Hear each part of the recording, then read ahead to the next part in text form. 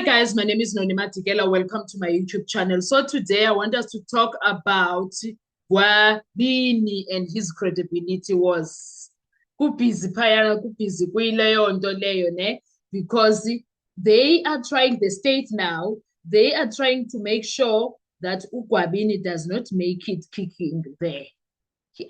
He does not even make it kicking and screaming there. He makes it kunzima makaphuma pha bafuna phume imfadukwe. That's what they are trying to do with what they are doing right now. If you understand, there is a credibility war that became the trial there inside. That's why now there is drama and everything that is there. In every courtroom, there comes a time or a moment when the entire case, months of testimony, years of allegations collapses into a single question. For the Senzo Meyiwa trial, that moment arrived when two men sitting in two different witness boxes told two stories that could never both be true. The meeting, the so-called breakthrough, the center point of the state's narrative, and the two men, Constable Zungu and Sifiso Gwabini Zungu, telling the court completely irreconcilable versions. That is what we are talking about and dealing with in this video. And whoever the court believes determines the fate of the five accused men. Welcome to the real trial. Let's begin. There was a collision of stories. In fact, that's what we are dealing with. The courtroom is dealing with currently, the collision of stories. The public was told there was a key meeting that unlocked the case. A meeting said to reveal the roles, the motives, and the connections. But when the witnesses spoke, the story split into two. One side, a narrative that supports the state breakthrough. On the other side, a narrative that dismantles it brick by brick. Two people, one event, zero alignment. This isn't a side issue. This is the trial of Senzo Meyiwa for case 636. Because in criminal law, when two witnesses describe the same event in a way that cannot be reconciled, the judgment must choose who to believe.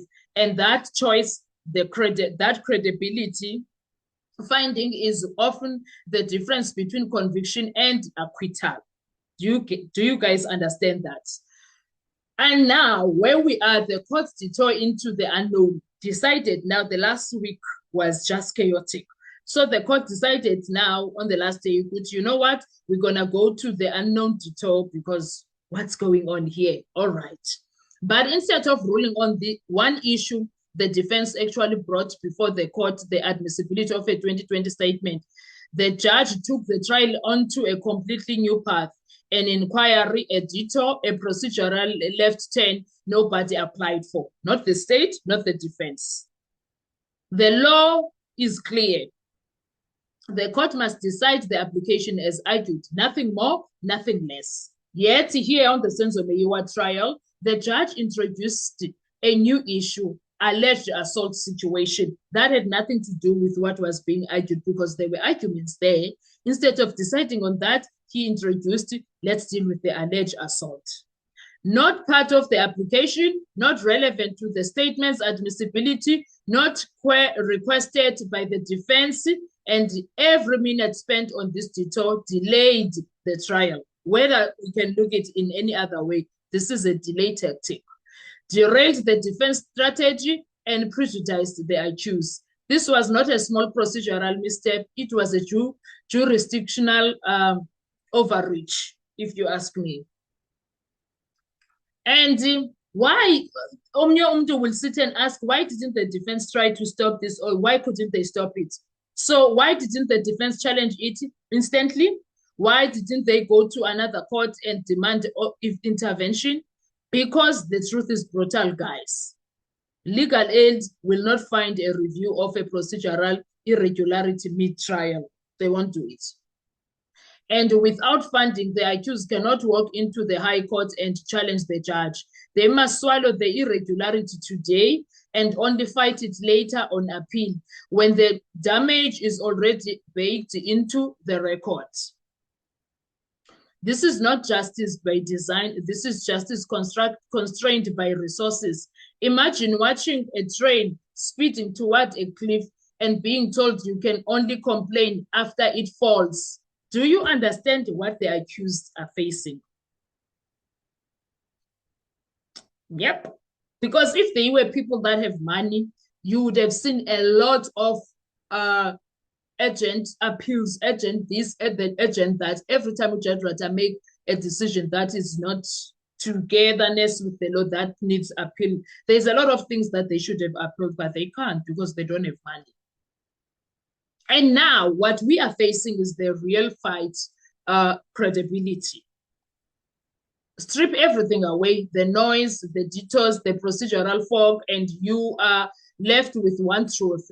The trial hangs on credibility. Gwabeni versus Zungu, 2 men, 2 accounts, 1 decisive question. Whose story survives cross-examination? Because whichever version the court embraces will determine whether 5 men walk free or severely lengthy sentence. Do you understand? They might save those lengthy sentences because of these 2 men. One of them has to be believed. This is not subplot. This is not background. This is the battlefield. Unzima payana kla court ka Judge Ratha. Everything, every day, it's a muscle. Kyaliwa, daily, yay, kunzima payana. And there is one point that changes everything. So when you hear people dismiss this credibility war as a side issue, remember, it is the trial. The side issue, it is the trial. The state's narrative lives or dies on the words of 2 men telling 2 incompatible stories. And while the court explores inquiries no one applied for, the defense waits, trapped by lack of funding, forced to preserve the irregularity for a future appeal. This is not just a courtroom drama. It is a study in how process can shape destiny. And in the Senzo Meyiwa trial, destiny now rests in the hands of credibility. Because everything is just, it went left. Everything just went left, and the trial has become about the credibility of Gwabini. That is what we are dealing with, the credibility of Gwabini. It's quite sickening and it's quite sad, even for the Meyiwa family. Because now we are dealing with the fight over Gwabini's credibility, which is not also a distraction. Sorry, it is the center of gravity for the entire Senzo Meyiwa trial. The state's whole breakthrough narrative rests on one meeting, a meeting described by 2 men, Gwabini and Constable Zungu, who tell 2 stories that cannot coexist. They are not inconsistent. They are irreconcilable, those 2 stories, because if Gwabini's belief, the defense's version collapses. If Zungu or the accused version is believed, Zungu, which is Constable Zungu, or the accused version is believed, the state narrative collapses. Do you understand? Nothing else in the trial has stakes this high. Whoever the court believes decides the fate of the accused. That is exactly where everything is an issue. Because we don't know why Judge Ratha decided to take a detour. The application argued before the court was clear and narrow. Should the 2020 statement be admitted for cross-examination?